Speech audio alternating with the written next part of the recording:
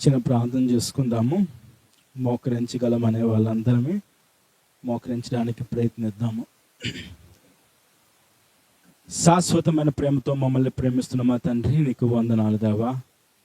ఈ సంపూర్ణ రాత్రి కూడికలో దేవ తండ్రి, మమ్మల్ని అందరినీ తీసుకొచ్చిన నీ కృపను బట్టి నీకు వందనాలు దేవా. నీ యొక్క వాక్యము ద్వారానైనా తండ్రి మాతో మాట్లాడమని కోరుకుంటున్నాను దేవ తండ్రి. ఎందుకు పనికిరాని దేవ తండ్రి నన్ను నిలబెట్టుకుని ఉన్నావు దేవ తండ్రి.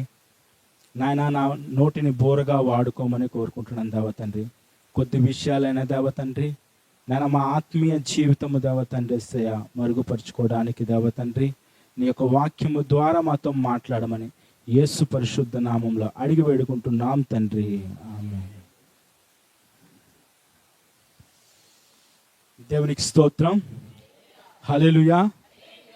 అందరికీ యేసుక్రీస్తు నామంలో వందనాలండి.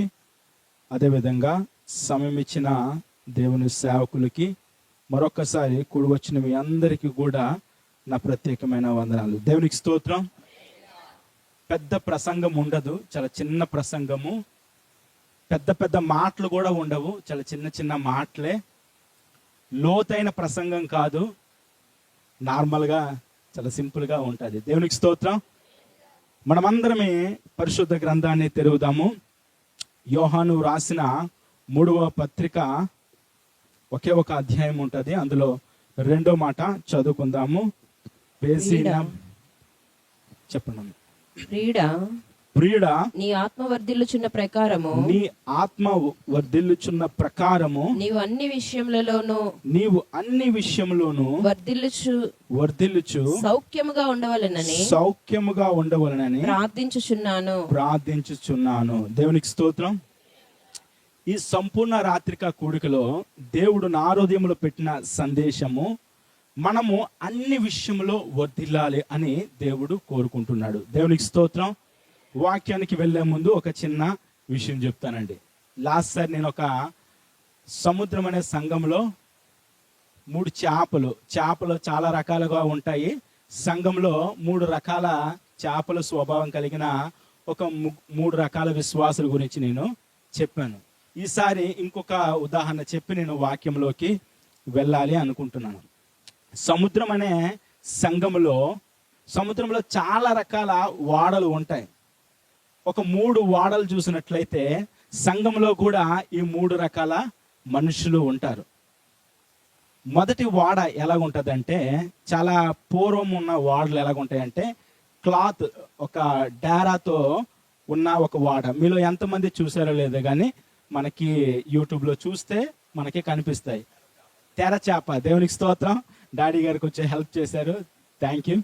అయితే తెరచాపను యొక్క వాడను మనం చూసినట్లయితే దానికి ఉన్న స్వభావం ఎలా ఉంటుందంటే, గాలి ఎటు వస్తే అటే వైపు వెళ్ళిపోతుంటుంది. ఒకవేళ గాలి కుడిపక్క వస్తే ఎడం వైపుకి వెళ్తుంది, ఎడం నుంచి వస్తే కుడివైపు కూడా వెళ్తూ ఉంటుంది. గమనించండి, మందిరంలో కూడా అలాంటి స్వభావం కలిగిన వాళ్ళు ఉంటారు.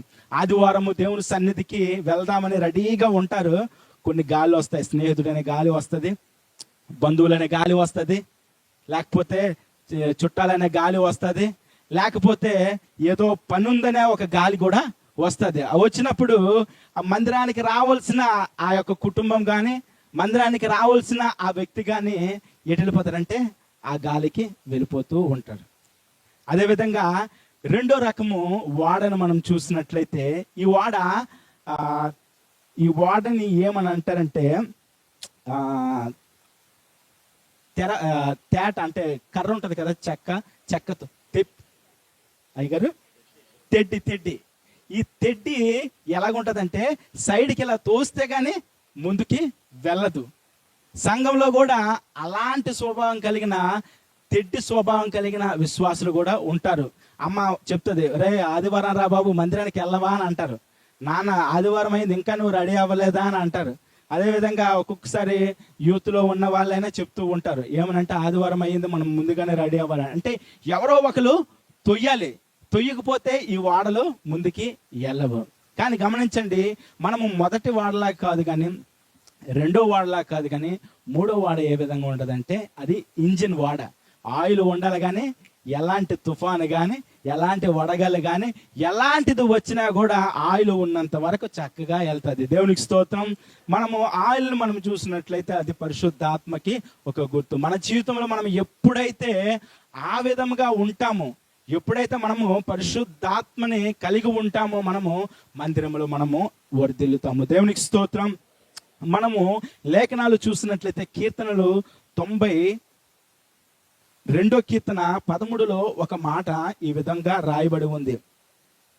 92 కీర్తన 13లో ఒక మాట ఈ విధంగా రాయబడి ఉంది. యెహోవా మందిరములో నాటబడిన వారై వారు మన దేవుని ఆవరణములలో వర్ధిల్లుదురు. దేవునికి స్తోత్రం. నిజంగా మనము వర్ధిల్లాలి అని అంటే మనం ఎక్కడో ఉంటే మనము వర్ధిల్లము, కానీ యేసు ప్రభుని ఎప్పుడైతే మనము సొంత రక్షకుడిగా అంగీకరించామో మనము దేవుని సన్నిధిలో మాత్రమే వర్ధిల్లుతాము. దేవునికి స్తోత్రం. మనం లేఖనాలకి వద్దామండి. ఏదైతే మనము యోహాను రాసిన 3వ పత్రిక 2వ మాటని మనము చదువుకుందాము. ప్రియుడా, నీ ఆత్మ వర్ధిల్లుచున్న ప్రకారము నీవు అన్ని విషయములోనూ వర్ధిల్లుచు సౌఖ్యముగా ఉండవలనని ప్రార్థించుచున్నాను. నిజంగా దేవునికి ఉన్న ఆశ ఏంటంటే, దేవుడు తన దాసుడైన యోహాను గారు ద్వారా మాట్లాడుతున్న మాట ఏంటంటే, సంఘము కానీ, సంఘంలో ఉన్న సమాజం కానీ, క్రీస్తును అంగీకరించిన ఏ విశ్వాసి అయినా కూడా వర్ధిల్లాలి అని దేవుని యొక్క చిత్తమట. దేవునికి స్తోత్రం. అయితే ఈ వర్ధిల్లడం అనేది కుటుంబాలతో మనము వర్ధిల్లాలి, అదేవిధంగా మనం చేసే వ్యాపారాలలో కూడా వర్ధిల్లాలి, అదేవిధంగా మనము చేసే ఉద్యోగంలో కూడా వర్ధిల్లాలి, అదేవిధంగా మన వ్యక్తిగత జీవితంలో మనం చేసే ప్రతి పని విషయంలో కూడా మనము వర్ధిల్లాలి. దేవునికి స్తోత్రం. అయితే దేవుడు మన పట్ల ఉన్న గొప్ప ప్రణాళిక ఏమిటంటే మనము వర్ధిల్లాలి అని దేవుడు కోరుకుంటున్నాడు. ఈరోజు ఈ రాత్రికాల సమయంలో దేవుడు మనతో మాట్లాడుతున్న మాట ఏంటంటే, మన జీవితంలో మనము వర్ధిల్లాలి అంటే మనము ఏమి చేయాలి? నిజంగా చాలా మందికి ఆశ ఉంటుంది. చూడండి, కొంతమంది స్పోర్ట్స్లో మంచి ఆటల్లో మంచి ప్రాధాన్యత కలిగి నేను ఉండాలి అని అనుకుంటారు. అలాగ అనుకున్న వాళ్ళందరూ పెందల కాడ లేచి రన్నింగ్, వాకింగ్, జాగింగ్ అవన్నీ చేస్తే కానీ ఆ స్థాయికి రారు. అదేవిధంగా ఐఏఎస్, ఐపీఎస్ లేకపోతే డాక్టర్ ఇవన్నీ అవ్వాలని చాలా మంది ఉంటారు. వాళ్ళందరూ అయ్యారంటే ఊరికే అవ్వలేదు, కొన్ని రాత్రులు పడుకోకుండా చదివారు కాబట్టే వాళ్ళు అంత గొప్పగా అయ్యారు. దేవునికి స్తోత్రం. అదేవిధంగా మన జీవితంలో మనము కూడా మనము కుటుంబాలుగా వర్ధిల్లాలి, లేకపోతే మన వ్యాపారాల్లో వర్ధిల్లాలి, లేకపోతే మనం చేస్తున్న ఉద్యోగాల్లో వర్ధిల్లాలి, లేకపోతే మన పిల్లలు కానీ మనము కానీ మందిరము కానీ వర్ధిల్లాలి అని అంటే దేవుడు చెప్పిన ఆజ్ఞలను మనము పాటించినట్లయితే దేవుడు తప్పకుండా మనల్ని వర్ధిల్లుతాడు. దేవునికి స్తోత్రం. మొట్టమొదట ఆజ్ఞ ఏమిటనంటే, మనమందరం ఈ లేఖనాలు తీయడానికి ప్రయత్నిద్దామండి. మనమందరము యెహోషువ 1వ అధ్యాయము 8 మనము చదివినట్లయితే, యెహోషువ 1వ అధ్యాయము 8వ మాట మనము చదువుదామండి. ఈ ధర్మశాస్త్ర గ్రంథమును నీవు బోధింపక తప్పిపోకూడదు. దానిలో వ్రాయబడిన వాటన్నిటిని ప్రకారము చేయుటకు నీవు జాగ్రత్త పడినట్లు దివారాత్రము దానిని ధ్యానించిన మార్గమును వర్ధిల్ల చేసుకొని చక్కగా ప్రవర్తించము. దేవునికి స్తోత్రం. మొట్టమొదటిగా మనము వర్ధిల్లాలి అని అంటే దేవుని యొక్క వాక్యాన్ని ధ్యానించే వారిగా ఉండాలి. దేవుని యొక్క వాక్యాన్ని ధ్యానించే వారిగా ఉండాలంటే చాలాసార్లు మనము ఏమనుకుంటామంటే, యెహోవా నా కాపరి, నాకు లేము కలదు, పచ్చిగల చోట్ల నన్ను పరుండ చేయుచున్నాడు అని అలాగే చదువుతూ ఉంటాం. గమనించండి, మన జీవితంలో మనము దేవుని యొక్క వాక్యాన్ని ధ్యానించడం అని అంటే మనము ప్రతిరోజు ఏంటంటే మనకు కలిగిన శ్రమల్లో కానీ, మనకు కలిగిన బాధల్లో కానీ, మనకు కలిగిన ఇబ్బందుల్లో కానీ దేవుడు తన దాసుడు ద్వారా మాట్లాడిన మాటల్ని మనము నెమరు వేసుకోవాలట. దేవునికి స్తోత్రం. నిజంగా చాలా మంది ఏంటంటే అలాంటి నెమరు వేసుకోవడము చాలా మందికి రావట్లేదు. అంటే ఇంకొక మాట చెప్పాలంటే మనస్సును కేంద్రీకరించుకోవాలట. అంటే చూడండి, మనకు ఒక సమస్య వచ్చింది అనుకోండి, నా సేవకుడు తన వాక్యాన్ని పట్టుకొని నాతో ఈ విధంగా మాట్లాడాడే ఆ రోజు అనుకొని ఆ యొక్క వాక్యాన్ని అట మనము నెమరు వేసుకోవాలి. మనందరికీ తెలుసు, కొన్ని జంతువులు ఏంటంటే చక్కగా తింటాయి, తిని తన దగ్గరికి వచ్చిన తర్వాత ఆవే చూస్తాము, నెమరు వేసుకోవడం చూస్తాం. కానీ జంతువులకున్న జ్ఞానము కూడా ఈరోజు మన జీవితంలో కొంతమందికి లేనట్లుగా ఉంటుంది. నిజంగా దేవుని యొక్క వాక్యాన్ని మందిరానికి వెళ్తున్నామంటే ఏదో వింటున్నాము, ఏదో వినేసి వచ్చేస్తున్నామని కాదు. కానీ ఈరోజు దేవుని యొక్క దాసుడు నా కోసం ఏం చెప్తాడు, సంఘస్థుల కోసం ఏంటి చెప్తారు పక్కన పెట్టండి, వ్యక్తిగతంగా నా కోసం ఏంటి ఈరోజు దేవుడు దాసుని నిలబెట్టుకొని నా కోసం ఏం మాట్లాడతాడని ఆ యొక్క మాటల్ని మనము మన హృదయంలో పెట్టుకొని ఏంటంటే మనము ధ్యానించే వారిగా ఉండాలి. దేవునికి స్తోత్రం. మనము లూకా సువార్త 2వ అధ్యాయము 19లో ఒక సందర్భం ఉంటుందండి. లూకా సువార్త 2:19 అయితే మరి ఆ మాటలన్నీ తన హృదయంలో తలపోసుకుని భద్రము చేసుకునేను. దేవునికి స్తోత్రం. మరియ గారికట కొంతమంది గొర్రెల కాపర్లు వచ్చి, జ్ఞానులు వచ్చి, అక్కడున్న ప్రజలందరూ యేసు ప్రభు వారి గురించి మాట్లాడుతుంటే ఆ యొక్క మాటలన్నీ తన హృదయంలో జ్ఞాపకము చేసుకుని భద్రపరుచుకుందట. దేవునికి స్తోత్రం. నిజంగా సంఘంలో దేవుని యొక్క దాసుల ద్వారా మన కుటుంబంలో మన పిల్లలు ఈ విధంగా ఆశీర్వదించబడతారు, లేకపోతే మీ కుటుంబం ఇలాగ దీవించబడతాదే అని దాసుడు నిలబెట్టుకొని మాట్లాడినప్పుడట ఆ యొక్క మాటల్ని మనము పట్టుకొనట మనము హృదయంలో భద్రపరుచుకోవాలి. దేవునికి స్తోత్రం.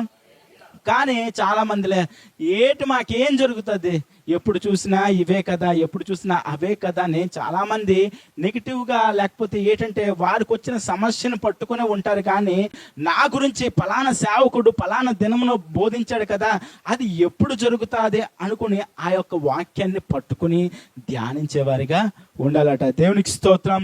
అదేవిధంగా రెండోది ఏంటంటే మనము దేవుని యొక్క మాటలను అంగీకరించాలట. దేవునికి స్తోత్రం. మనము కీర్తనలు 119:97లో మనము చూసినట్లయితే దావీదు గారు మాట్లాడుతున్న మాట ఏంటంటే, నీ ధర్మశాస్త్రము నాకెంతో ప్రేమగా ఉన్నది, దినమెల్లా నేను దానిని ధ్యానించేదను. దేవునికి స్తోత్రం. నిజంగా దేవుని యొక్క వాక్యాన్ని మనము ప్రేమించే వారిగా ఉండాలి.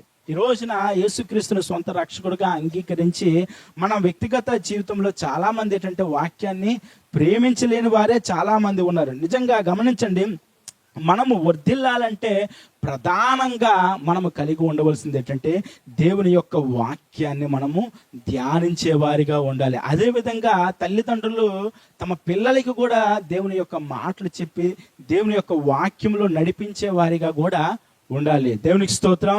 మొదటి మాట ఏంటంటే మన వ్యక్తిగత జీవితాలు లేకపోతే మన జీవితాలు వర్ధిల్లింపజేయాలి అంటే మనము కలిగి ఉండవలసింది ఏంటంటే దేవుని యొక్క వాక్యాన్ని ధ్యానించుట. దేవునికి స్తోత్రం. అదేవిధంగా రెండోది ఏమిటనంటే మొదటి రాజులు 2వ అధ్యాయము 3లో మనము చూసినట్లయితే, మొదటి రాజులు 2వ అధ్యాయము 3లో మనము చూసినట్లయితే, నీ దేవుడైన యెహోవా అప్పగించిన దానిని కాపాడి ఆయన మార్గములను అనుసరించిన ఎడల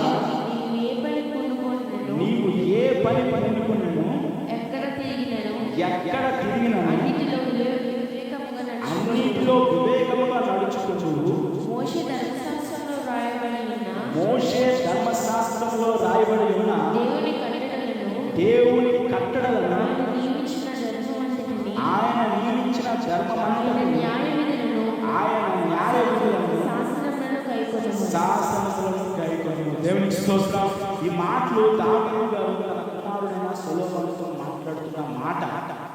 చూడండి, ఈ రోజున తల్లిదండ్రులు ఏ విధంగా ఉన్నారంటే, మనకి మన ఊరి చివర ఒక ఎకరా స్థలం ఉంది, లేకపోతే మనం పలానా వాళ్ళకి పలానా బంగారం ఇచ్చాము, లేకపోతే పలానా మనకు అప్పులు ఉన్నాయి, లేకపోతే పలానా మనకు ఆస్తులు ఉన్నాయి అంటే తల్లి చివరి దినాల్లో ఏమని చెప్తుందంటే కుమారుడికి ఆస్తులు పాస్తులు కష్టాలు నష్టాలు అన్నీ చెప్తూ ఉంటారు. కానీ ఇక్కడ దావీదు మహారాజు గారు ఏమని చెప్తున్నారంటే దేవుని యొక్క ఆజ్ఞలు చెప్తున్నారు. నిజంగా నువ్వు చేసే ప్రతి పనిలో కూడా దేవుని యొక్క ఆజ్ఞపూర్వకంగా నువ్వు ఉంటే నీ యొక్క జీవితము వర్ధిల్లుతుంది అని ఒక తండ్రి ఒక కుమారుడికి చెప్తున్న మాటలు. ఈరోజు ఇలాంటి మాటలు మనము మన కుమారులకు కానీ మన కుటుంబంలో ఉన్న వ్యక్తులకు కానీ మనము చెప్పేవారిగా ఉన్నామా లేదా అనేది మనము ప్రశ్నించుకోవాలి. చేసుకోవాలి. దేవునికి స్తోత్రం.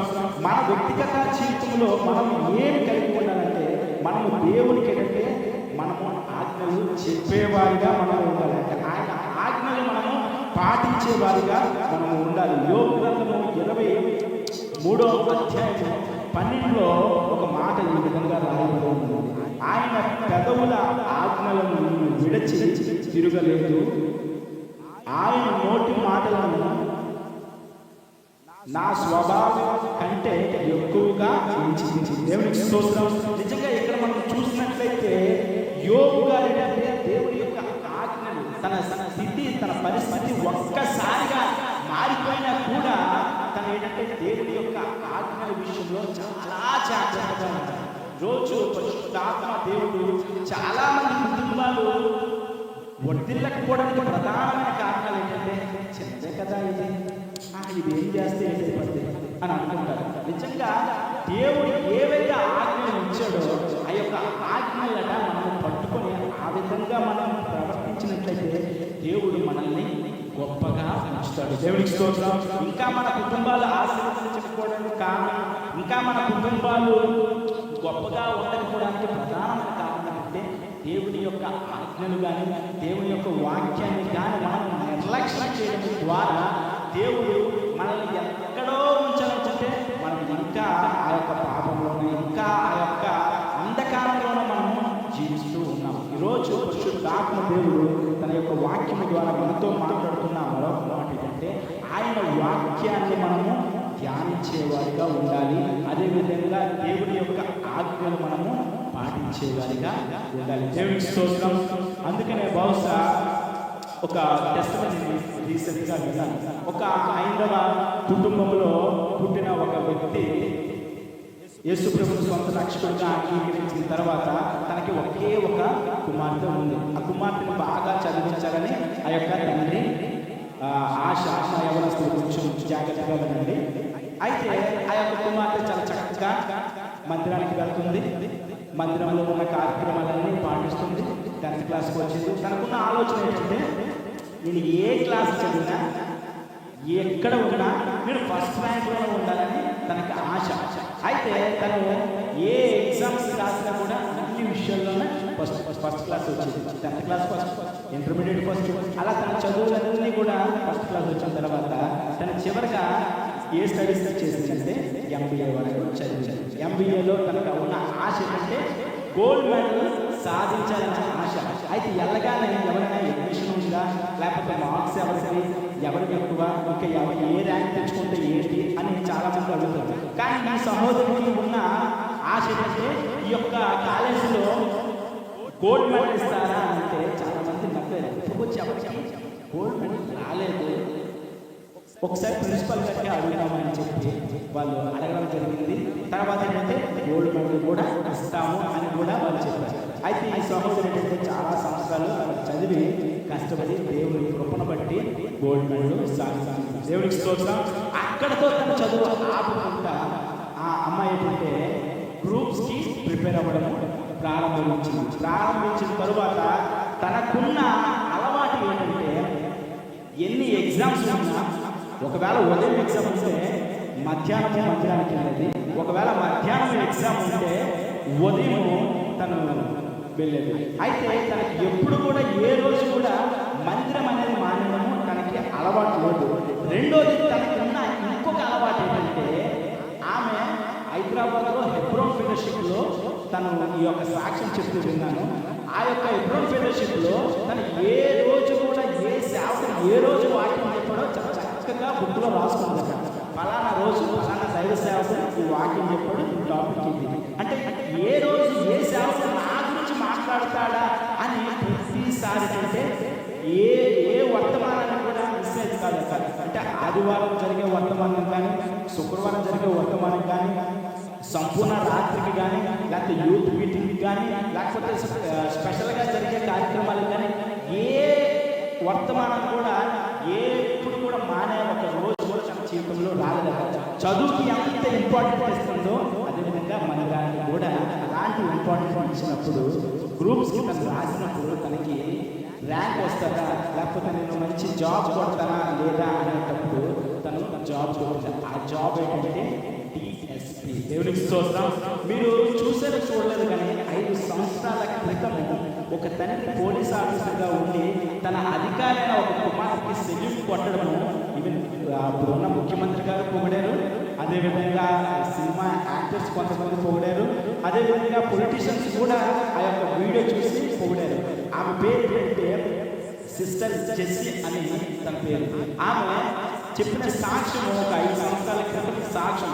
తన జీవితంలో దేవుడు వర్ధిల్లింప చేయడానికి, తన కుటుంబాన్ని దేవుడు వర్ధిల్లింప చేయడానికి తను తీసుకున్న నిర్ణయం ఏంటంటే దేవుని యొక్క వాక్యాన్ని పట్టుకోగట.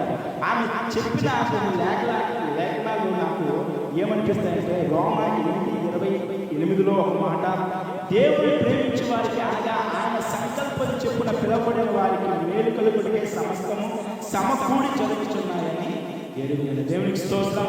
ఈ యొక్క మాటని ఆమె ధ్యానిస్తూ చెప్తూ ఉంది. అదేవిధంగా ఆమె యెషయా 64:4లో తన కొరకు కనిపెట్టు వారి విషయమై నీవు తప్ప తన కార్యములు సఫలము చేయి, మరి దేవుడు ఎవరను చదివి వినిపిస్తారు, ఎవరను లేని కాలన చూచి ఉండలేదు అంటే దేవుడు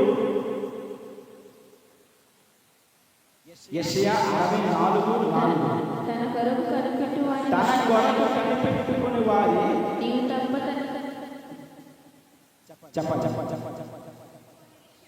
విషయమై నీవు తప్ప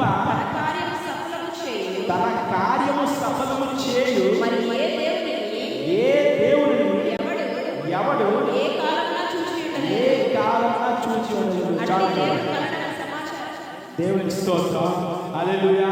అదేవిధంగా ఇంకొకటి రిఫరెన్స్ నాకు తెలియదు కానీ యుద్ధము యెహోవాదే అనే మాట కూడా దేవునికి స్తోత్రం.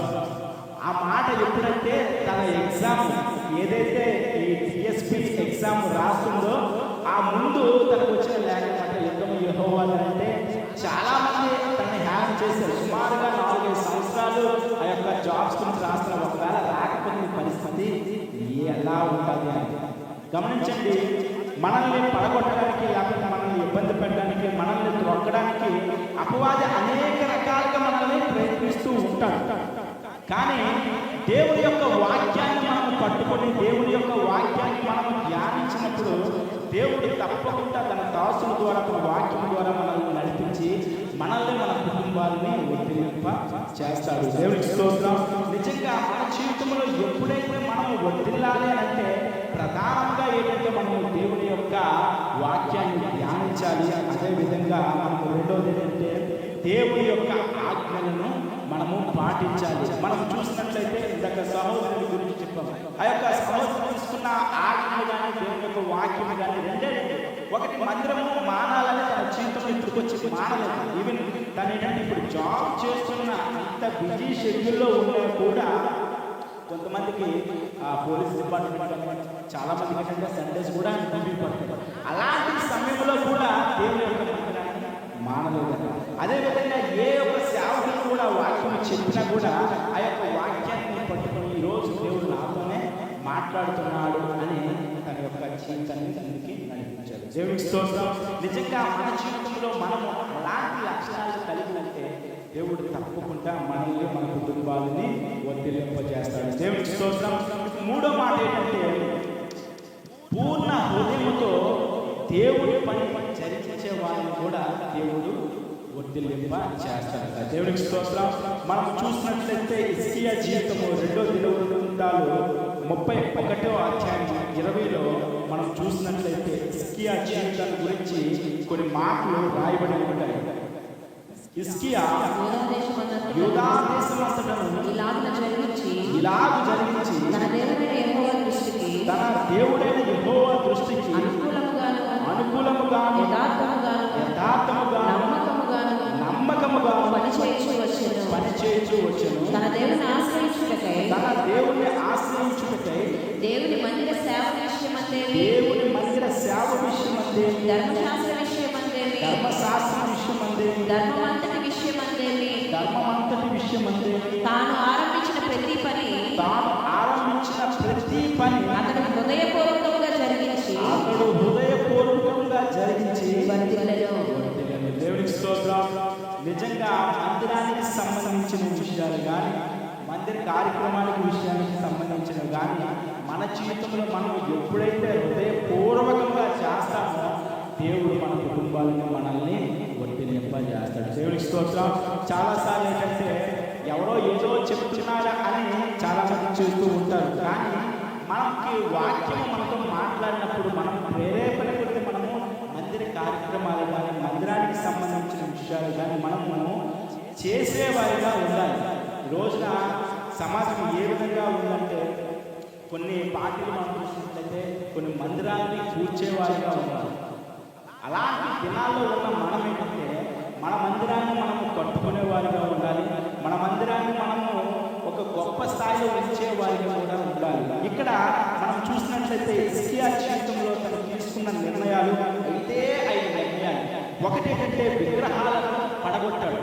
నిజంగా మనం చూసినట్లయితే విగ్రహ ఆరాధన అనేది దేవుడికి అసలు ఇష్టపడ్డ ఒక వ్యభిచారం చేసిన ఒక సహోదరునైనా క్షమిస్తాడు, కానీ విగ్రహారాధన చేసే ఎలాంటి వ్యక్తినైనా దేవుడు క్షమించడు. అందుకోసమే తను తీసుకున్న ప్రధానమైన నిర్ణయం ఏంటంటే విగ్రహారాధనని తీసివేయడము చేశాడు. అదేవిధంగా రెండోది మనం చూసినట్లయితే ఆరాధనకు ప్రజల్ని సమకూర్చాడు అని మనం ఈ లేఖనాలకి మనం మొదట్లో మనం చూసినట్లయితే వీటికి సంబంధించిన కొన్ని వచనాలు ఉంటాయి. తను తీసుకున్న రెండో నిర్ణయం ఏంటంటే ఆరాధనకి ప్రజలను సమకూర్చాడు. ఈరోజు మందిరంలో చేర్చబడ్డ మనం ఏం చేయాలంటే మనం ఎవరైతే దేవుడిని అంగీకరించారో అంగీకరించిన వ్యక్తులకి ఆత్మీయమైన మాటలు చెప్పుకుంటూ వారిని మందిరానికి మనం తీసుకొచ్చే వారిగా ఉండాలి.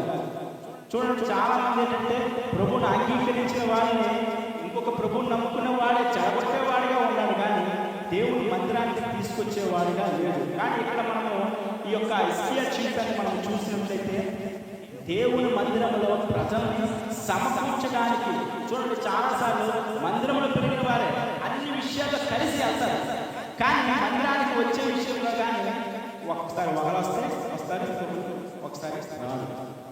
కానీ ప్రతి విషయంలో ఫంక్షన్ విషయంలో కానీ లేకపోతే బయటకు వెళ్ళే విషయాల్లో కానీ అక్క కలిసి వెళ్దాం, అక్క బ్రదర్ మనం అందరం కలిసి ఫలానా ఫంక్షన్కి వెళ్దాము, ఫలానా ఊరికి వెళ్దాం, లేకపోతే ఫలానా దానికి వెళ్దాం అని చాలా మంది అంటూ ఉంటారు. చదువుతో అక్కడ బహుశా సింక్ అయిందేమో అనుకుంటాను. దేవునికి స్తోత్రం. అంటే మనం ఎలాగున్నామనంటే మనం దేవుని మందిరానికి మనకి తెలిసిన వారిని లేకపోతే విశ్వాసులు కానీ లేకపోతే బయట వారిని కానీ మనం సమకూర్చి దేవుడి దగ్గరికి తెచ్చేవారిగా ఉండాలనేది దేవుడి ఆశ. ఇక్కడ మనం చూసినట్లయితే హిజ్కియా జీవితము కూడా ఏంటంటే ఆరాధనకు ప్రజల్ని సమకూర్చుతున్నాడు, అంటే అందరినీ ఆరాధన చేయడానికి తీసుకుని వస్తున్నాడు. అదేవిధంగా మనం మన కుటుంబాలతో మనం ఒక్కరే మందిరానికి రావడం అని కాదు, కానీ మందిరానికి ఏంటంటే మనం కొంతమందితో పాటు మనం మందిరంలో మోకరించే భాగ్యాన్ని మనము కలిగి ఉండాలి. దేవునికి స్తోత్రం.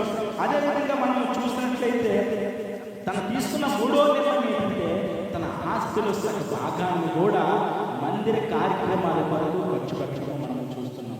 గమనించండి, మన జీవితాలు ఈ స్థితిలో ఉన్నాయి, మన పరిస్థితులు ఈ విధంగా ఉన్నాయంటే దేవుడు మన ఎన్నో కార్యాలు చేశాడు కాబట్టి మన యొక్క జీవితాలు చక్కగా అందంగా ఉన్నాయి. అయితే దేవుడు మనకి జీవించిన విధానాన్ని బట్టి, దేవుడు మనకి ఆశీర్వదించిన విధానాన్ని బట్టి మనం ఏంటంటే దేవుని పరిచర్య కొరకు మనము ఖర్చు పెట్టేవారిగా కూడా ఉండాలి. నిజంగా హిజ్కియా జీవితాన్ని మనం చూసినట్లయితే ఆయన వర్ధిల్లడానికి ప్రధానమైన కారణాల్లో ఒక కారణం ఏంటంటే తన ఆస్తులు భాగాన్ని కూడా దేవుని యొక్క కార్యక్రమాలకి దేవుని పరిచర్యకు కూడా వాడడం జరుగుతుంది. ఈ రోజున ఎలాగన్నారంటే చూడండి, ఎంగిలి చేతితో కాకులని గ్రద్దలని కొట్టరు అనే సామెత హిందువులో ఉండేది. ఇప్పుడు ఏంటంటే క్రైస్తవుల్లో ఇది వస్తుంది.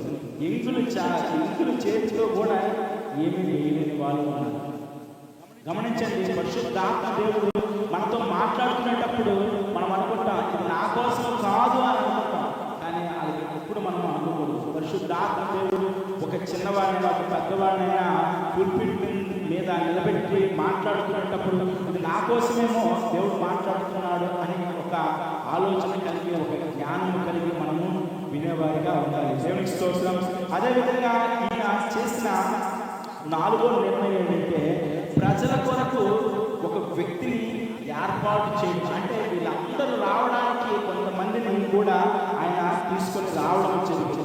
అదేవిధంగా ఈ పనులన్నీ జరగడానికి కొంతమంది సేవకులు కూడా ఆయన నిర్ణయించాడు. నిజంగా ఆయన జీవితం కానీ లేకపోతే ఆయన పరిపాలనలో కానీ అంతగా వదిలడానికి ప్రధానమైన కారణాలు ఏంటంటే మొదటగా ఏంటంటే దేవుని కార్యక్రమాలలో ఆయన ముందుకు ఉన్నాడు కాబట్టి తన జీవితము వర్తిల్లింది.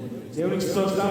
మరొకసారి దేవుడు మనతో మాట్లాడుతున్న మాట ఏంటంటే మనము మన వ్యక్తిగత జీవితాలు వర్తిల్లాలి అంటే మనం ఏ విధంగా ఉండాలంటే ఏ విధంగా అయితే దేవుని దాసుడైన హిజ్కియా తన యొక్క జీవితంలో తీసుకున్న నిర్ణయాలు ఉన్నాయో మన వ్యక్తిగత జీవితంలో కూడా మనం అలాంటి నిర్ణయాలు తీసుకొని ముందుకు వెళ్ళాలి. దేవునికి స్తోత్రం. అదేవిధంగా ఇంకొక సేవకుని మనం చూసినట్లయితే ఆదికాండం 39వ అధ్యాయం 2లో మనం చూసినట్లయితే యోసేపు యొక్క జీవితంలో నుంచి మనం ఒక మాట మనము తెలుసుకోవచ్చు. యెహోవా యోసేపుకు తోడైయుండెను గనుక అతడు వర్ధిల్లుచు తన యజమానులకు ఆ ఐగుప్తుని ఇంట ఉండెను. దేవునికి స్తోత్రం.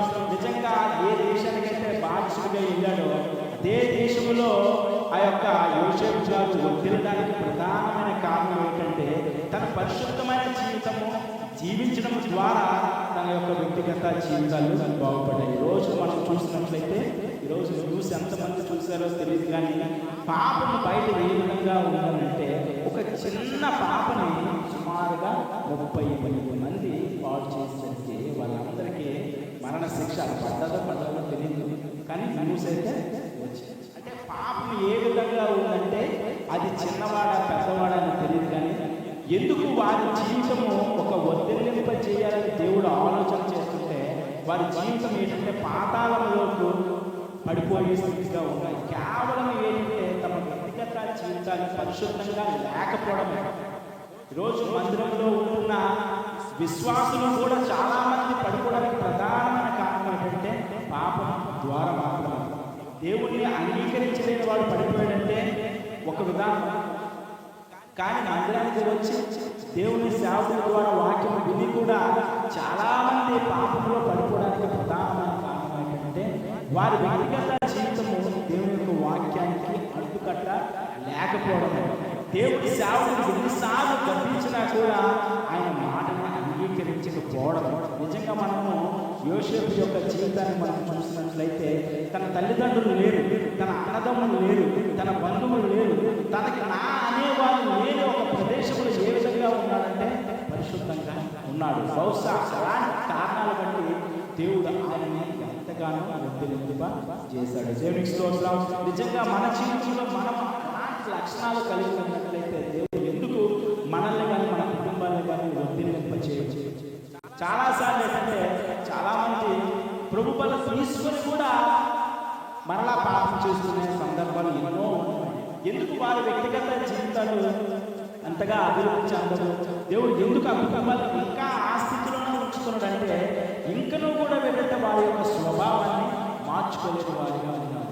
రాత్రికాల సమయంలో దేవుడు మరలా మనతో మాట్లాడుతున్న మాట ఏంటంటే పాపానికి మనము దూరముగా ఉండి ఏ విధంగా అయితే యోసేపు తన వ్యక్తిగత జీవితాన్ని ఒక పరిశుద్ధంగా మార్చుకున్నాడో మన వ్యక్తిగత జీవితాలు కూడా అట్టి విధంగా ఉంటే యవ్వన కాలంలో ఉన్న ఇక్కడ చాలామంది తమ్ముళ్ళు ఉన్నారు, చెల్లెలు ఉన్నారు, చాలామంది ఉన్నారు.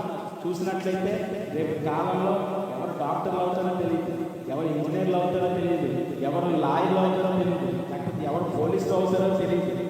ఎందుకంటే ఎవరిని దేవుడు ఏ స్థితిలో ఉంచుతాడో మనకి తెలియదు. కానీ మనం అనుకునేది మనము సాధించాలంటే అంతవరకు మనము పరిశుద్ధంగా ఉంటూ దేవుని యొక్క వాక్యాన్ని ధ్యానిస్తూ మనం దేవుని యొక్క ఆజ్ఞను పాటించే వారిగా ఉంటే మనల్ని దేవుడు ఒక ఉన్నత స్థాయిలో ఉంచుతాడు. దేవుడికి స్తోత్రం.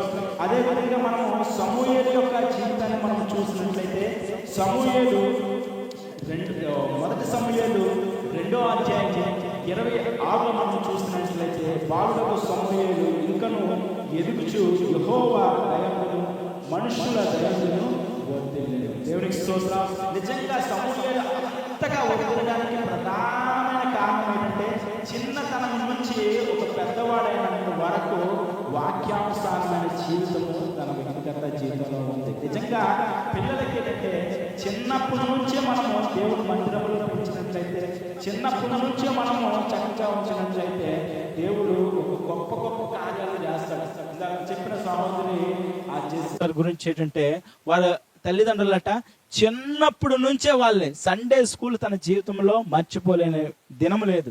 అంటే చిన్నప్పటి నుంచే తల్లిదండ్రులు ఏంటంటే సండే స్కూల్ కానీ, లేకపోతే యూత్ మీటింగ్ కానీ, లేకపోతే బయట జరిగే మీటింగ్స్ కానీ, తల్లిదండ్రులు ఏంటంటే చదువుల కంటే దేవుని యొక్క వాక్యములు పెంచిన దినాలే ఎక్కువని సాక్ష్యం చెప్తుంది. ఆమె చెప్తుంటే సాక్ష్యం నిజంగా అనిపించింది, నిజంగా దేవుడు ఎంత చక్కగా ఉంటే దేవుడు అంత గొప్ప జాబులు ఇవ్వడా అని.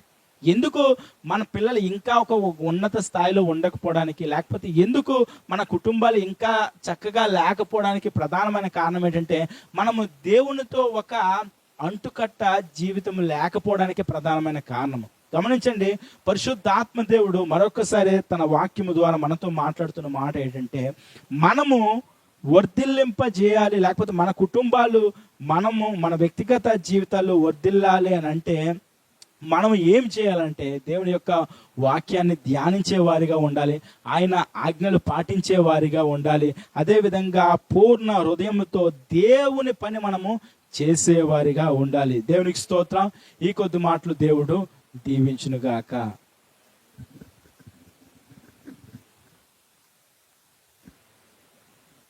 చిన్న ప్రార్థన చేసుకుందామండి. శాశ్వతమైన ప్రేమతో మమ్మల్ని ప్రేమిస్తున్న మా తండ్రి, నీకు వందనాలు దేవా తండ్రి. ఈ సంపూర్ణ రాత్రి కూడికలు దేవ తండ్రి, నీ యొక్క వాక్యము ద్వారా మరొకసారినైనా తండ్రి మాతో మాట్లాడమని మేము నమ్ముచున్నాం దేవ తండ్రి. నాయన తండ్రి, ఇంతవరకు విన్న మాటలు దేవ తండ్రి మా హృదయాల్లో దేవ తండ్రి మిమ్మల్ని నాటబడేటట్లుగా నాయన మా హృదయాలను చక్కగా ఉంచుకునే కృపను దయచేయమని కోరుకుంటున్నాం దేవా.